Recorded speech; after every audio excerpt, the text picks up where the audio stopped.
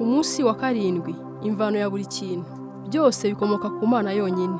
Byose bibeshwaho n'imbaraga zayo, byose bibereyeho kuyihesha icyubahiro. Abaroma igice cya 11 umurongo wa 36. Uwiteka yaremye byose kubw'impamvu ze bwite. Imigani igice cya 16 umurongo wa 4. Byose ni kubw'Imana. Intego ya mbere y'ibyaremwe byose ni ukugaragaza icyubahiro cy'Imana. Iyo niyo mvano y'ibiriho byose nawe ubwawe. Byose Imana biremeye kwerekana icyubahiro cyayo. Icyubahiro cy'Imana kitabaho nta kiba cyararemwe.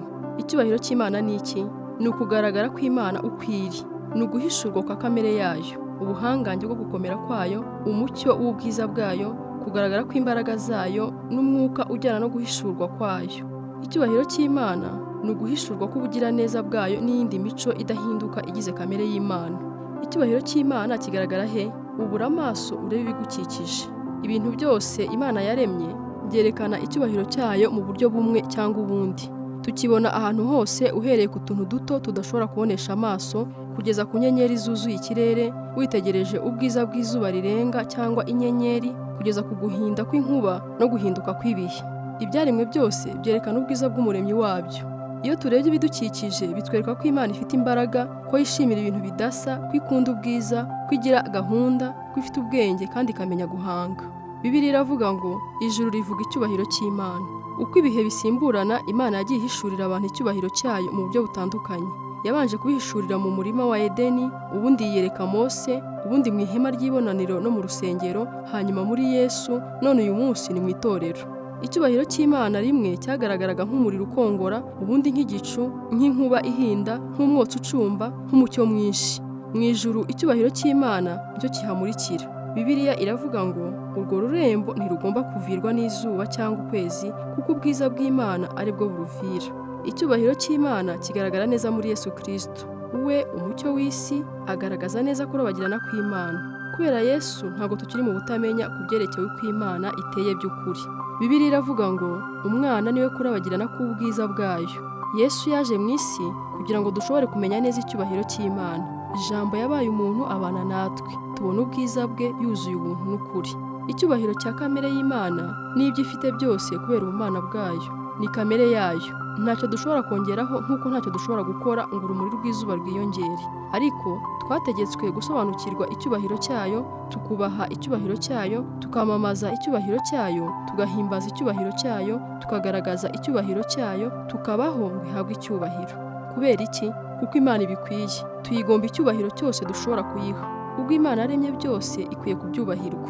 Bibiliya iravuga ngo Mwami wacu, Mana yacu, ukwiriye guhabwa icyubahiro no guhimbazwa n'ubutware koko, kuko ari wowe waremye byose. Mu byaremwe byose hari ibintu bibiri gusa Imana yaremye bitayihesha icyubahiro. Abamarayika baguye bagahinduka abadayimoni, natwe abantu. Icyaha cyose mu muzi wacyo ni ukudaha Imana icyubahiro, ni ukugira ibindi ukunda ukabirutisha Imana.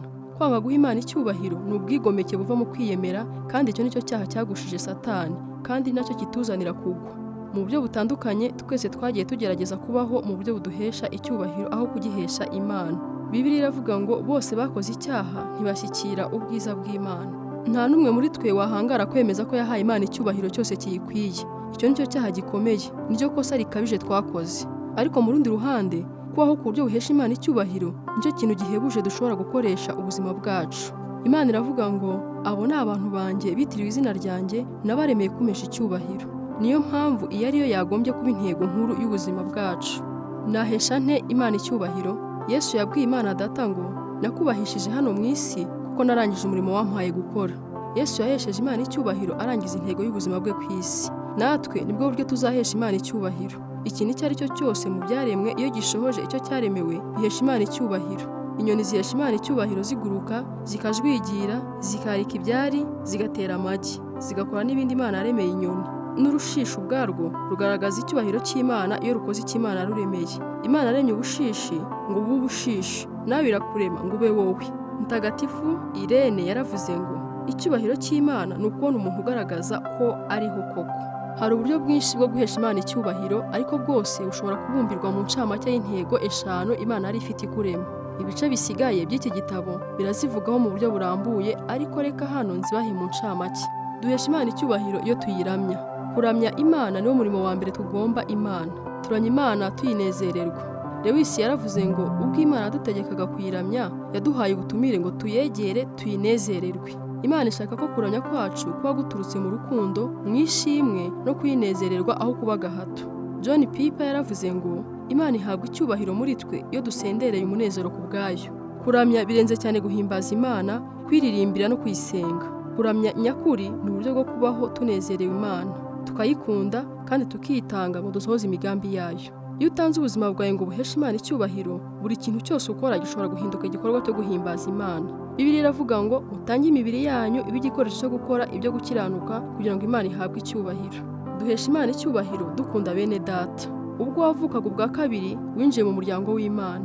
Gukurikira Kristo si ukwizera gusa, harimo no kugira aho ubarizwa no kwiga gukunda umuryango w'Imana.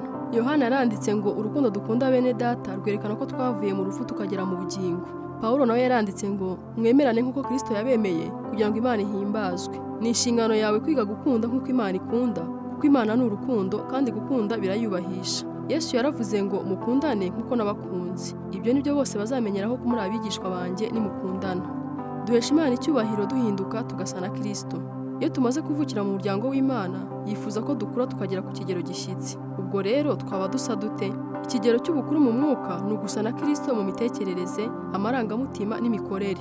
Uko ugenda urushaho gusa na Kristo, niko uzarushaho guhesha Imana icyubahiro. Bibiliya iravuga ngo uko umwuka wa Kristo arushaho gukorera muri twe, tugenda duhindurwa tukarushaho gusa nawe kandi tukarushaho kugaragaza ubwiza bwe. Imana yaguhaye ubugingo bushya na kamere nshya umunsi wemeye Kristo. Kuva ubwo Imana ishaka gukomeza uwo murimo wo guhindura kamere yawe igihe gisigaye cyo kubaho kwawe. Bibiliya iravuga ngo muhore mwuzuye imbuto ziva mu gakiza kanyu, ari byo bintu byiza bizanwa mu buzima bwanyu na Yesu Kristo, kuko ibyo bizahesha Imana ishimwe no guhimbazwa. Duhesha Imana icyubahiro iyo dufashisha abandi impano zacu. Buri wese muri twe yaremwe n'Imana mu buryo bwihariye, imuha ubuhanga, impano, ubugeni n'ubushobozi. Uburyo Imana yaguteranije ntabwo ari impanuka. Imana ntabwo yaguhaye ubushobozi ufite ngo ubwikoreshereze ku nyungu zawe gusa. Wabuherewe kugira ngo ubukoreshereze abandi nk'uko n'abandi bahawe ubwo bafite ngo nabo bakugirire umumaro. Bibiliya iravuga ngo Imana yahaye buri umwe muri mwe ku mpano zayo z'uburyo bwinshi. Muzikoreshe neza kugira ngo ubuntu bw'Imana bugaragarire muri mwe. Wahamagariwe gufasha abandi. Jya ubikorana imbaraga zose n'umwete Imana itanga. Nibigenda bityo Imana izahabwa icyubahiro. Duhesha Imana icyubahiro tubwira abandi ibyayo. Imana ntabwo yifuza ko urukundo n'imigambi byayo bigirwa ubwiru. Iyo umaze kumenya ukuri, yifuza ko gusangira n'abandi. Uwo ni umugisha ukomeye kugeza abandi kuri Yesu, ukabafasha guhishurirwa intego z'ubuzima bwawe, ukabategurira kuragwa ubugingo bw'iteka. Uwo ni umugisha ukomeye kugeza abandi kuri Yesu, ukabafasha guhishurirwa intego z'ubuzima bwabo, ukabategurira kuragwa ubugingo bw'iteka. Bibiliya iravuga ngo uko ubuntu bw'Imana burushaho kuzana abantu kuri Kristo, niko n'Imana izarushaho guhabwa icyubahiro. Nuwuhe mugambi w'ubuzima bwawe? Kubaho igihe gisigaye cy'ubuzima bwawe ugambiriye guhesha Imana icyubahiro bizasaba guhindura ibyo uha agaciro ka mbere, uburyo ukoresha igihe, abo musabana ndetse n'ibindi byose. Hari ubwo bizasaba guhitamo inzira ikomeye aho guca mu yoroshye. Na Yesu ubwe yarwanye iyo ntambara. Ubwo igihe cye cyo kujya ku musaraba cyari cyegereje, yavuze ijwi rirenga agira ati, none umutima wanjye urahagaze kandi navuga iki? Nti Data nkiza undokora iki gihe, kandi aribyo byanzanye ngo nkigeremo, ahubwo Data ubahiriza izina ryawe. Yesu yarageze mu mayira abiri agomba guhitamo. Ese yemere gusohoza umugambi wamuzanye ahesha Imana icyubahiro, cyangwa asubira inyuma ajye kwiberaho ubuzima bworoshye bwirebaho gusa? Nawe ayo niyo mahitamo ari imbere yawe. Ese uzahitamo kwikurikirira intego zawe bwite, wishakire ubuzima bworoshye n'ibikunezeza, cyangwa se uzahitamo kumara igihe gisigaye cy'ubuzima bwawe ushaka icyubahiro cy'Imana, uzirikana ko yasezeranije ibihembo mu buzima buhoraho? Bibiliya iravuga ngo umuntu wese wihambira kuri ubu bugingo uko buri aba abwangije, ariko iyo wemeye kuburekura uzabugumana iteka, ari ubugingo bw'ukuri kandi bw'iteka. Igihe kirageze ngo ukemure iki kibazo. Ugiye kubaho ute? Wirebaho wowe ubwawe cyangwa ukorera Imana? Ushobora kumva ufite gushidikanya kuko wibwira ko utashobora kubona imbaraga zo kubaho ku bw'Imana. Ntuvunike.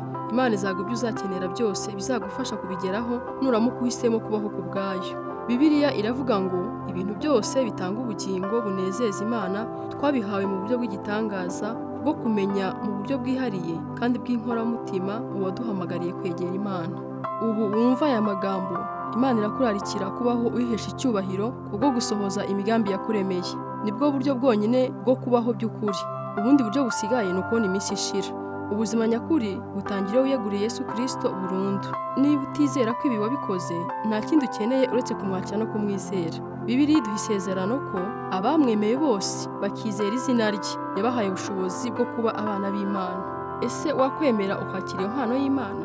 Icya mbere, wizere.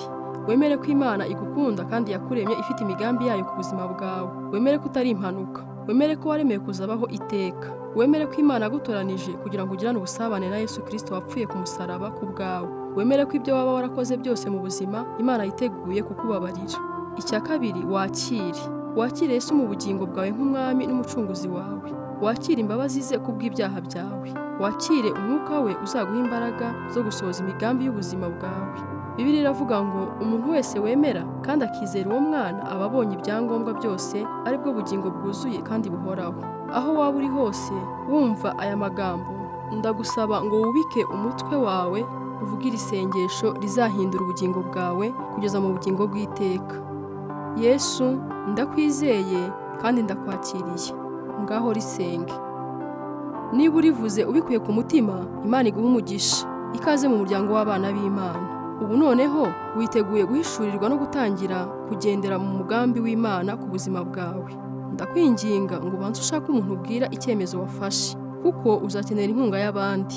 Nunyandikira imeri, nzakoherereza agatabo nanditse mu Cyongereza kitwa Your First Step for Spiritual Growth. Intambwe za mbere mu gukura mu mwuka. Umunsi wa 7, gutekereza ku ntego y'ubuzima bwanjye. Ingingo yo kuzirikana, byose ni ku bwayo.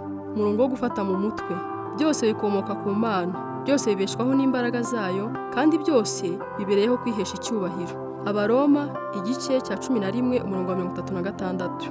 Ikibazo cyo gutekerezaho. Mu mibereho yanjye isanzwe ya buri munsi, nihe nshobora kurushaho kubona ubwiza bw'Imana?